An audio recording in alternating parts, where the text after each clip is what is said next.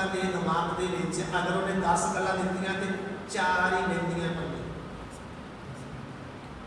ते जेड़े लोग पहला ध्यान नाल सुनते हैं, देखते हैं ते बाद च लिखते हैं ना, वो 10 दे विचों 9 गल्लां उन्होंने समझ आ जांदियां। ते हुण तुसीं सिर्फ लिखण लई ध्यान नहीं देना, बल्कि मेरे लिए देखना है और सुनना है, फिर उन्हें समझना है, सीखना है, फिर लिखना है। सो मैं जो बपतिस्मा लिया, मेरी गवाही देना, मैं जो बपतिस्मा लिया तो मैं ये सोच के लिया कि मैं अज तो पाप वालों की हो गया है, मर गया। तुसीं किस तरह लिया बपतिस्मा मैनूं जानकारी नहीं। मैं जो बपतिस्मा लिया मैं की सोच के लिया, वो चंगी तरह सुनो। की सोच के लिया? मैं पाप वालों, भाई हुणे तो क्या है ना, जवाब दे बोलिए ना। मैं की सोच के बपतिस्मा लिया? मैं पाप वालों सारे ने बोलना। हुण अज तो दस रहा ना, हुण अगली बार कोई 800 साल आके पूछ लवे कि तुसीं बपतिस्मा ले लिया कि ईसाई बन गए, कहना नहीं जी। जेकर बपतिस्मा लैके कोई ईसाई बन जाता तो फिर जो ईसाइयों ने बपतिस्मा लिया वो की बन गए? ये अच्छी तरह सुन लेना। सो बपतिस्मा इसलिए लिया कि मैं पाप वालों मर गया। और जब एक व्यक्ति मर जाता है तो उन्हें दफन करेगा। हाँ जी, ਤੁਹਾਡੇ इलाके वाले दफन करते हैं। किस तरह दफन करते? उत्ते रख के मिट्टी पा देते हैं, पिटवा पड़ते हैं, कब्र पड़ते हैं। हाँ जी, तो याद करो उस दृश्य को। जब तुम बपतिस्मा ले ली जा रहे सी ते सोच के जा रहे सी अज के बाद मैं पाप वालों की हो गया, मर गया। और मरे नूं बपतिस्मा देना यानी मरे नूं पानी च दफन करना है। जिउंदे नूं थोड़ी दफन करते हैं, मरे नूं दफन करते हैं। जरा सोचो, बैप्टिज्म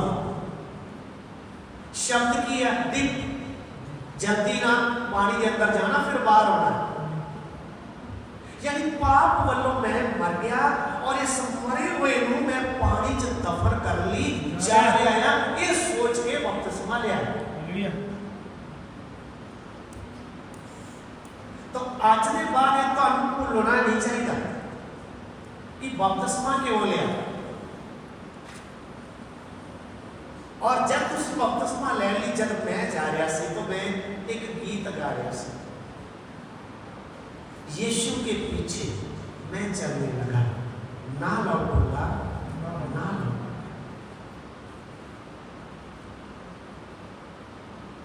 यीशु के पीछे मैं चलने लगा। गाइए ना मेरे साथ, यीशु के पीछे मैं चलने लगा, यीशु के पीछे मैं चलने लगा, यीशु के पीछे मैं चलने लगा। ना लौटूंगा ना लौटूंगा ना लौटूंगा ना लौटूंगा। I have decided to follow Jesus। आत्मा में गाइए, सिर्फ केवली नहीं, अंदर ध्यान हो जाओ और कृष्ण का याद आएगा जिस वक्त तुम बपतिस्मा ले लिए।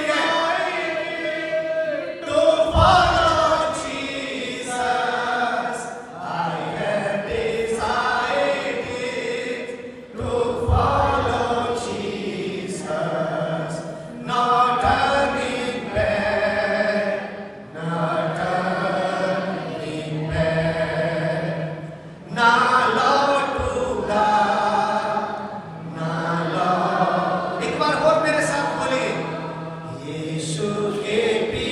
भाइयों का ये आवाज नहीं आ रही, मैं चलने लगा, यीशु के पीछे मैं चलने लगा, यीशु के पीछे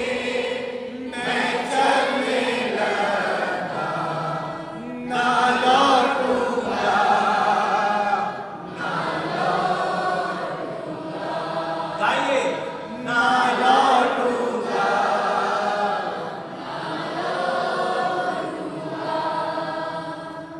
मेरे भैन भरा मेरा साथ देन या ना देन, मेरे रिश्तेदार मेरा साथ देन या ना देन, मेरे समाज के लोग मेरा साथ देन या ना देन, मेरे पिंड के लोग मेरा साथ देन या ना देन, मैं एक बार फैसला कर लिया और मैं पीछे नहीं मुड़ांगा, और मैं पीछे नहीं मुड़ांगा।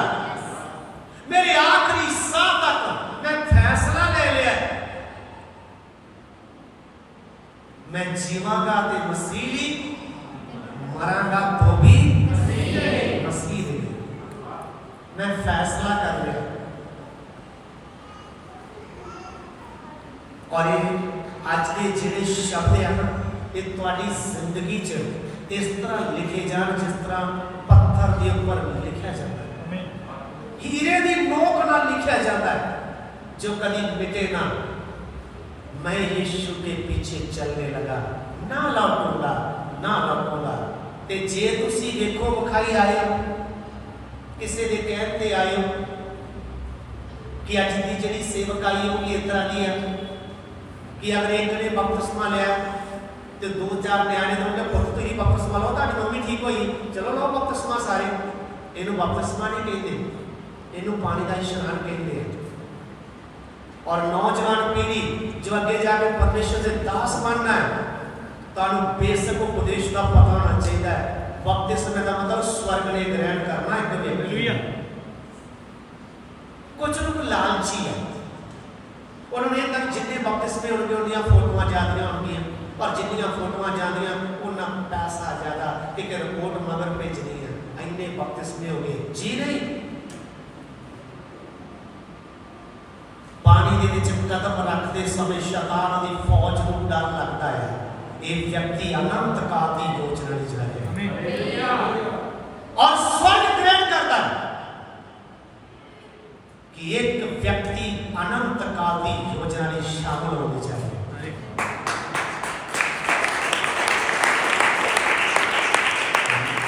मैं बपतिस्मा इसलिए नहीं ले रहा कि कोई भी लोग कह रहे हैं, मैं बपतिस्मा इसलिए नहीं ले रहा कि मेरा परिवार का मेंबर कोई ठीक हो गया है, मैं बपतिस्मा इसलिए नहीं ले रहा कि मेरी नौकरी का लालच दिता गया या तेन वीजा लग जाएगा तो बपतिस्मा ले लो। जी नहीं, मैं पाप वल्लों मर गया और मैं पानी च दफन होने जा रहा। जेड़ा व्यक्ति तौबा करता है वो स्वर्ग च जाएगा कि नहीं? हाँ या जो व्यक्ति पाप को तौबा करता है स्वर्ग च जाएगा कि नहीं? पक्का जाएगा ना? एक डाकू गया ना, गया स्वर्ग च? हाँ जी। तो हाँ जी की आवाज नहीं आ रही।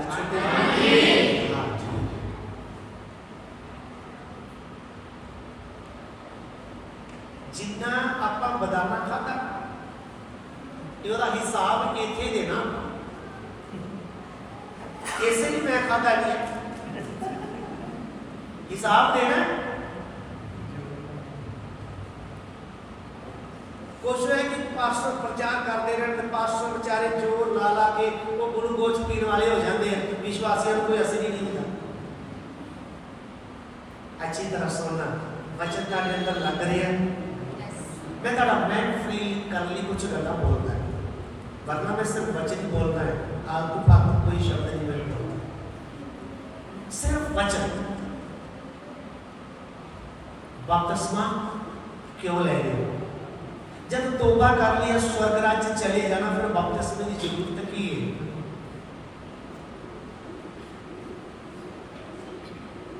इस समर्पण है। अगर मेरा जीवन परमेश्वर को मैं दे देता है तो और मेरा शरीर भी मैं इस्तेमाल नहीं करूंगा, मैं मेरा शरीर इस्तेमाल नहीं करूंगा, मैं परमेश्वर को दे दूंगा। और मेरा शरीर प्राण आत्मा समझ सब मेरे परमेश्वर का ओदा हक है। इसलिए बपतिस्मा लेते समय पहली गल आप सीखी है कि पाप वल्लों मैं तुम पूछना है बाद च फिर पहली गल की समझिए, पाप वल्लों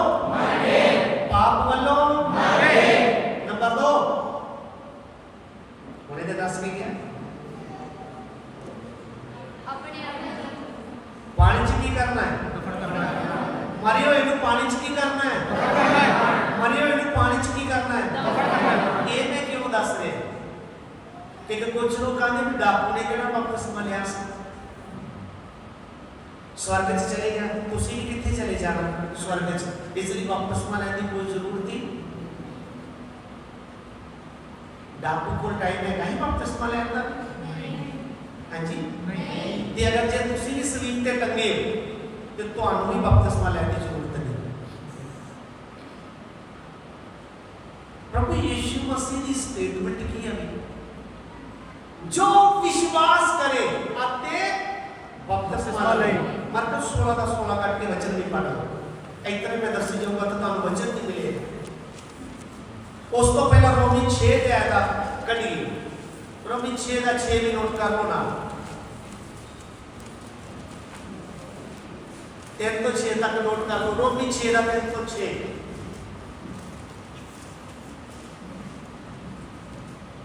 हाँ पढ़।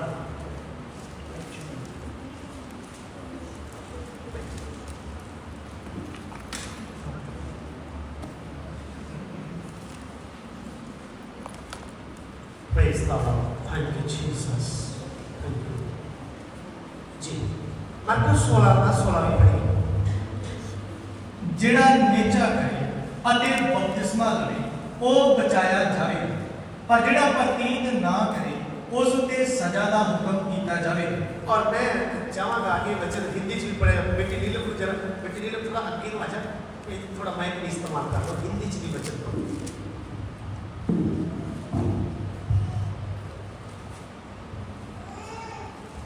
मरकुस सुसमाचार उसका 16 अध्याय 16 वचन से।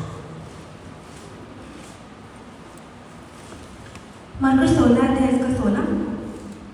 जो विश्वास करे और बपतिस्मा ले उसी का उद्धार होगा, परंतु जो विश्वास ना करेगा वह दोषी ठहराया जाएगा। बस होते आते के समय जो विश्वास करे और बपतिस्मा ले उसी का ही उद्धार होगा।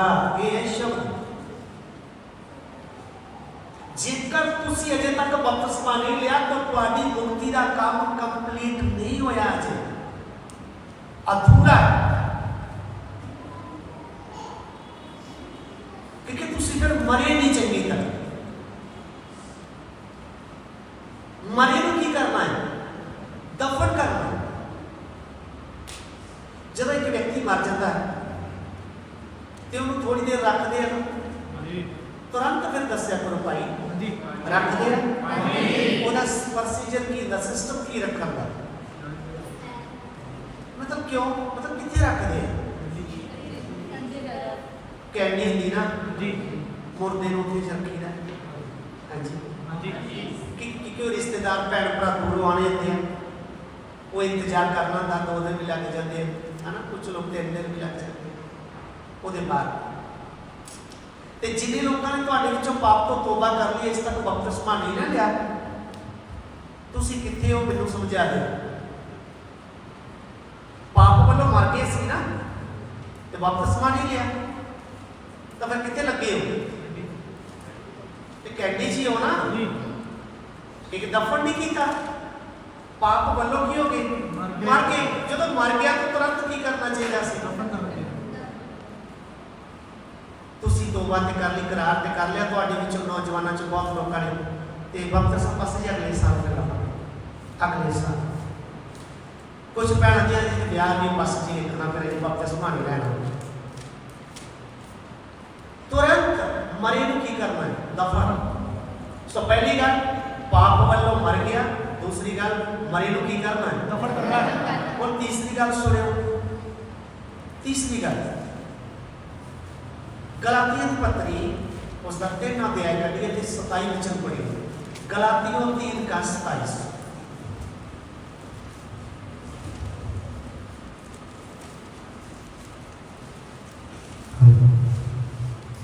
क्यों जो तुसा जिन्हें ने मसीह विच बपतिस्मा लिया जी, मसीह नूं पहन लिया, मसीह नूं पहन लिया। थोड़ा आगे पढ़ो। ना यहूदी ना यूनानी ना गुलाम ना आजाद ना नर ना नारी हो सकता है, क्यों जो तुसी सभी मसीह यीशु विच इको ही हो। जी हिंदी में और तुम में से जितनों ने मसीह में बपतिस्मा लिया है उन्होंने मसीह को पहन लिया है। अब ना कोई यहूदी रहा, ना यूनानी, या कोई दास, ना स्वतंत्र, ना कोई नर, ना नारी, क्योंकि तुम सब मसीह यीशु में एक हो। और तुसी वचन नोट कर लिया? अगर नोट कर लिया तो फिर ऊपर देखिए, कर लो, नोट कर लो। तीसरी गल चेता रखना नालों नाल। पहली गल, मैं पाप वल्लों मर गया। दूसरी गल, मरे नूं की करना, पानी दफन करना। पानी के अंदर गए, जदों तुसी ऊपर आए तो की होया? मसीह नूं पहन लिया। तीसरा, मसीह नूं पहन लिया। इधर लिखा मसीह विच बपतिस्मा लिया। मसीह पुत्र नूं कहते हैं।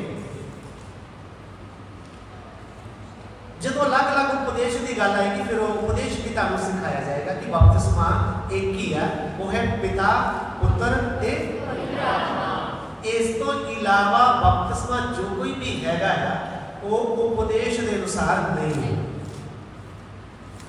तो ये बेसिक गल्लां नौजवानों ने अज नोट कर लैनियां। अगर तुहाडी नींह सही पैगी ना तो मकान भी सही बनेगा। तो जिस मकान की नींह सही नहीं, जे वो मकान कादा वो एक झटके ना की हो जाएगा, डिग जाएगा। सब तो पहला तुहानूं ये पता होना चाहिए कि मेरी नींह कित्थे रखी गई। सो अपनी नींह परमेश्वर के वचन के उपदेश से रखनी। सो एक बेसिक उपदेश है जो तुसी सीख रहे हो। अज बपतिस्मे का उपदेश जिहड़ा आ पुराने नेम दे विच परमेश्वर ने लिख के दिता है और नवे नेम च प्रभु यीशु मसीह के द्वारा दरियाया गया है, उन्होंने दोबारा बोलिया गया है, उन्होंने उपदेश बोलते हैं। और नवे नेम दे विच 4 अंजीलां हैं, मत्ती, मरकस, लूका ते यूहन्ना। ये 4 अंजीलां दे विच उपदेश है। इस उपदेश को चेले जिहड़े आ इहनूं फॉलो करके इसे उपदेश के अनुसार ही उन्होंने गांह पत्रिका लिखियां। उन्होंने कुछ गलत नहीं लिखा, लेकिन लोगों को समझने में की हो गया है, गलती लग गई। सो इसलिए अलग अलग उपदेश निकल के आ गए। कुछ लोग बोलते यीशु के नाम चलो, कुछ लोग कहते लैना नहीं चाहिए, कुछ लोग कहते झंडे थले दिन को बस बपतिस्मा हो गया। अलग अलग उपदेश चल रहे, लेकिन सही उपदेश की है मत्ती 28-19 यानी 18 तो 20 यह सही उपदेश बपतिस्मे का। ये बेशक जो प्रभु दास ने पहला ही तुहानूं दस दिता है। उन्होंने मैंने तो पूछा सी, उन्होंने नेम जो मैंने दसिया कि मत्ती 28 का वो 18 तो 20 का जो उपदेश उन्होंने कोई तुहाडे सामने रखा, वही बेशक उपदेश को आप आगे लेके जाए। तो तीसरी गल, मैं जब तुसी पानी चो बाहर निकले तो की बोलिया?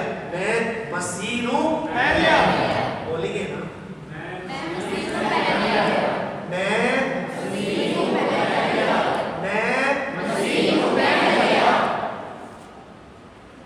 इस दे नाल रोमी 8 अध्याय दा पहला वचन पढ़ियो। इस दे नाल ही ये तीसरे पॉइंट के नाल ही नोट करियो। हाँ जी।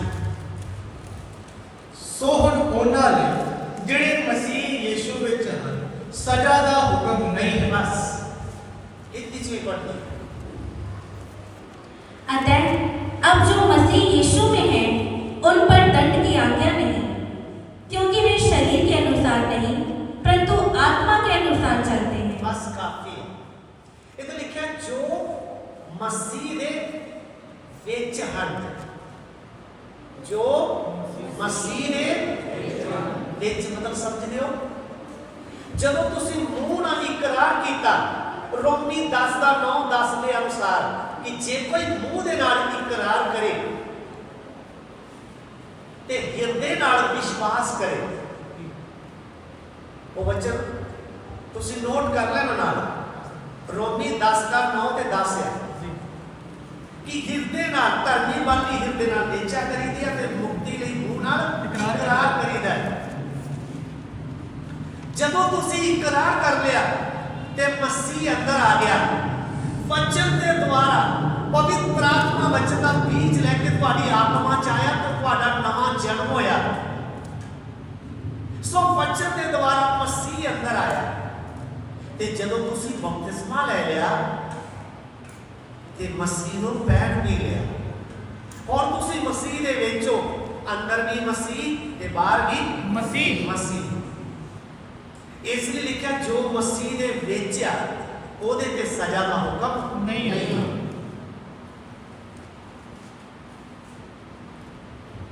ਹੁਣ ਚੌਥੀ ਗੱਲ ਸੁਣਿਓ, ਜਿਵੇਂ ਤੁਸੀਂ ਪਾਣੀ ਤੋਂ ਬਾਹਰ ਆਉਂਦੇ ਹੋ, ਸਰੀਰਕ ਤੌਰ ਤੇ ਤੁਸੀਂ ਇਸ ਧਰਤੀ ਤੇ ਹੋ, ਲੇਕਿਨ ਆਤਮਿਕ ਤੌਰ ਤੇ ਤੁਸੀਂ ਸਵਰਗੀ ਸਥਾਨਾਂ 'ਚ ਬੈਠ ਜਾਂਦੇ ਹੋ। जरा एफेसियों की पत्री उसका 2 अध्याय 6 वचन पढ़ियो, पढ़ लीजिए। एफेसियों 2 का 6। और मसीह यीशु में उसके साथ उठाया और स्वर्गीय स्थानों में उसके साथ बैठाया।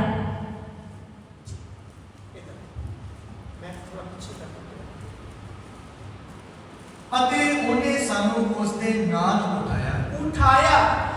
मसीह यीशु मसीह जब कबर चो ना शरीर रखा गया तो तीसरे दिन मुर्दे विचों जी उठा। ये साडे बपतिस्मे नूं दर्शाउंदा, रोमी 6 सारा पूरा लिखा गया कि ਉਹਦੇ ਨਾਲ ਅਸੀਂ ਸਲੀਬ ਦਿੱਤੇ ਗਏ ਤੇ ਜਿਸ ਤਰ੍ਹਾਂ ਉਹ ਜੀ ਉਠਿਆ ਅਸੀਂ ਵੀ ਨਵੇਂ ਜੀਵਨ ਦੇ ਰਾਹ ਜੀ ਉਠੇ। ਜਦੋਂ ਅਸੀਂ ਪਾਣੀ ਚੋਂ ਬਾਹਰ ਆਏ ਤੇ ਨਵੇਂ ਜੀਵਨ ਦੇ ਰਾਹ ਚੱਲਣ ਲਈ ਜੀ ਉਠੇ। ਉਸ ਦੇ ਨਾਲ ਸਾਨੂੰ ਵੀ ਉਠਾ ਲਿਆ ਅਤੇ ਸਾਨੂੰ ਸਵਰਗੀ ਸਥਾਨਾਂ ਵਿੱਚ ਉਸ ਦੇ ਨਾਲ ਬਿਠਾ ਲਿਆ। ਲਿਖਿਆ ਇਹ ਚੌਥੀ ਗੱਲ ਅਸੀਂ ਸਿੱਖ ਰਹੇ। ਜਿੰਨਿਆਂ ਨੇ ਬਪਤਿਸਮਾ ਲੈ ਲਿਆ, ਅੱਜ ਤੁਸੀਂ ਸਰੀਰਕ ਤੌਰ ਤੇ ਧਰਤੀ ਤੇ ਹੋ, ਪਰ ਆਤਮਿਕ ਤੌਰ ਤੇ ਤੁਸੀਂ ਸਵਰਗੀ ਸਥਾਨਾਂ ਦੇ ਵਿੱਚ ਬੈਠੇ ਹੋਏ ਹੋ। ਬੈਠਣ ਵਾਲੇ ਨਹੀਂ ਹੈ, ਬੈਠੇ ਹੋਏ ਹੋ ਲਿਖਿਆ ਹੈ। ਉਸ ਦੇ ਨਾਲ ਉਠਾ ਲਿਆ ਤੇ ਸਾਨੂੰ ਸਵਰਗੀ ਸਥਾਨਾਂ ਤੇ ਉਸ ਦੇ ਨਾਲ ਬਿਠਾ ਲਿਆ। ਹੁਣ ਤੁਸੀਂ ਸਵਰਗੀ ਸਥਾਨ 'ਚ ਬੈਠੇ ਹੋ, ਤੁਹਾਨੂੰ ਇਹਦੇ 'ਚ ਕੋਈ ਸ਼ੱਕ ਨਹੀਂ ਹੋਣਾ ਚਾਹੀਦਾ। ਇਸ ਦੇ ਨਾਲ ਮੈਂ ਤੁਹਾਨੂੰ ਇੱਕ ਹੋਰ ਵਚਨ ਕਨੈਕਟ ਕਰਦਾ। ਪ੍ਰਭੂ ਯੀਸ਼ੂ ਮਸੀਹ ਨੇ ਪਤਰਸ ਨੂੰ ਕੀ ਕਿਹਾ ਸੀ ਕਿ ਜੋ ਕੁਝ ਤੁਸੀਂ ਧਰਤੀ ਤੇ ਬਣੋਗੇ, ਤੁਹਾਨੂੰ ਕੁਝ ਸਮਝ ਆ ਰਹੀ ਹੈ ਕਿ ਸਵਰਗ ਵਿੱਚ ਕਿਸ ਤਰ੍ਹਾਂ ਬਚਦਾ? ਕਿ ਅਸੀਂ ਆਤਮਿਕ ਤੌਰ ਤੇ ਕਿੱਥੇ ਬੈਠੇ ਹਾਂ? ਸਵਰਗੀ ਸਥਾਨਾਂ 'ਚ। ਇਸੇ ਲਈ ਤੇ ਸ਼ੈਤਾਨ ਤੇ ਉਹਦੀਆਂ ਸ਼ਕਤੀਆਂ ਨੂੰ ਅਸੀਂ ਦਬਾ ਸਕਦੇ ਹਾਂ ਕਿ ਅਸੀਂ ਸਵਰਗੀ ਸਥਾਨਾਂ 'ਚ ਬੈਠੇ ਹਾਂ। ਸ਼ੈਤਾਨ ਤੋਂ ਦੀਆਂ ਸ਼ਕਤੀਆਂ ਸਿਰ ਬਦਲਣ ਤੱਕ ਜਾਂਦੇ ਹਨ, ਉਹਨਾਂ ਦਾ ਵੀ ਟਿਕਾਣਾ ਹੈ, ਇਹ ਪਹਿਲਾ ਆਕਾਸ਼ ਆਦੇ, ਲੇਕਿਨ ਅਸੀਂ ਉਸ ਤੋਂ ਵੀ ਉੱਪਰ ਬੈਠੇ ਹਾਂ ਸਵਰਗੀ ਸਥਾਨਾਂ 'ਚ।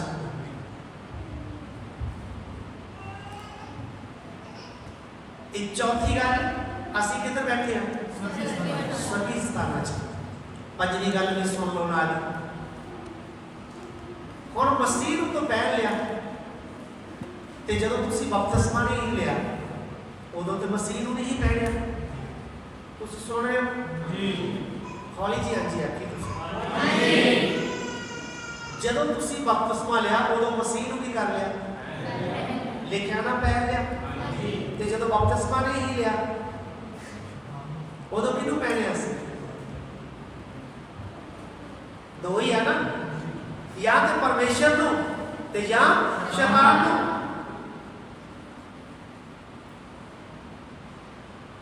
तो बपतिस्मा लेने के बाद मालिक बदल गया। हुण साडे इस जीवन की गड्डी का ड्राइवर जे पवित्र आत्मा। पहला नहीं है, पहला शैतान ड्राइवर सी जिथे चाहता है गड्डी मार देता है, तोड़ भन के सुट देता है। मतलब मेरे समझाने की भाषा, एक्सीडेंट होंगे ना बहुत सारे,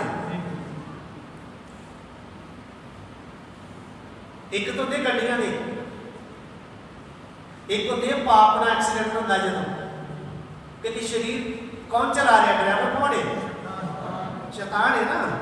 वो जिधर चाहता गड्डी ले जाता है, वो चाहे तो ठेके से गड्डी कर देता जाके, वो चाहे किसी बुरे रास्ते से ले जाता गड्डी का ड्राइवर पहले शैतान से, लेकिन हुण की हो गया, पवित्र आत्मा का ड्राइवर बन गया और असी पवित्र आत्मा के द्वारा चलते हैं।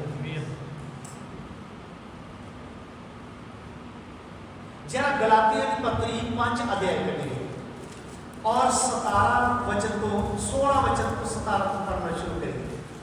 पर मैं आखदा तुसी आत्मा द्वारा चलो पर शरीर के विषय को कदे बुरा ना करोगे, क्यों जो शरीर आत्मा शरीर के विरुद्ध लोचदा है, क्यों जो एक दूसरे के विरुद्ध तां जो तुसी जो चाहते सो ना करो। कितने वचन तक पढ़ रहे हैं? 16 17 दोनों पढ़े, हिंदी चली दो। पर मैं कहता हूँ आत्मा के अनुसार चलो तो तुम शरीर की लालसा किसी रीति से पूरी ना करोगे, क्योंकि शरीर आत्मा के विरोध में और आत्मा शरीर के विरोध में लालसा करता है, और ये एक दूसरे के विरोधी हैं, इसलिए कि जो तुम करना चाहते हो वह ना करने पाओ।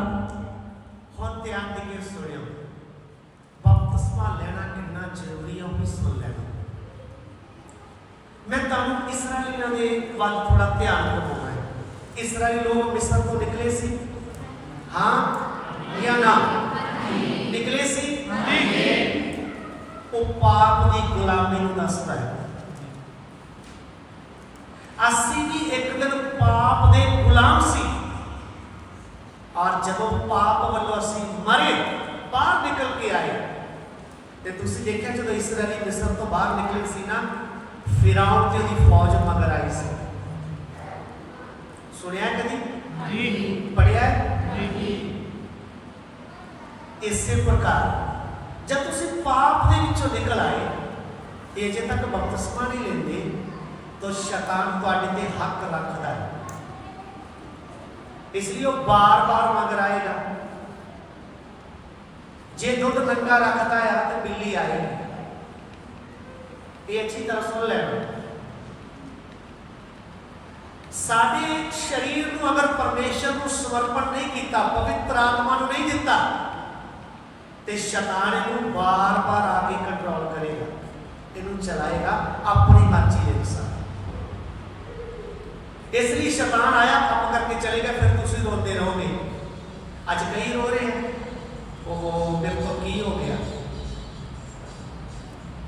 मैं जो बोलता थी बड़ी गहराई है, समझ नाले समझ लेते। शैतान ने चलाया, कोई कांड करवाया, और फिर जिंदगी भर का पछतावा, मैं ये की कर चुका, की कर चुका। इसलिए अपने शरीर को पवित्र आत्मा को सौंप दिता, हुण इहनूं पवित्र आत्मा चलाए। इसलिए लिखा है कि जेकर तुसी आत्मा के अनुसार चलोगे तो शरीर दीयां इच्छावां नूं पूरा नहीं करोगे। फिर दी आवाज आई भी,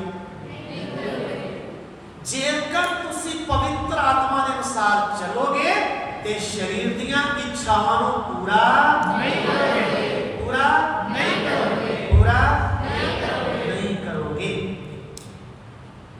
तो जेकर पवित्र आत्मा को सौंपया ही नहीं, तो फिर पवित्र आत्मा नहीं चलाएगा, फिर कोई और ही ड्राइवर नाम आके चलाएगा। अच्छा अच्छी तरह सुनियो, मेरा देखना,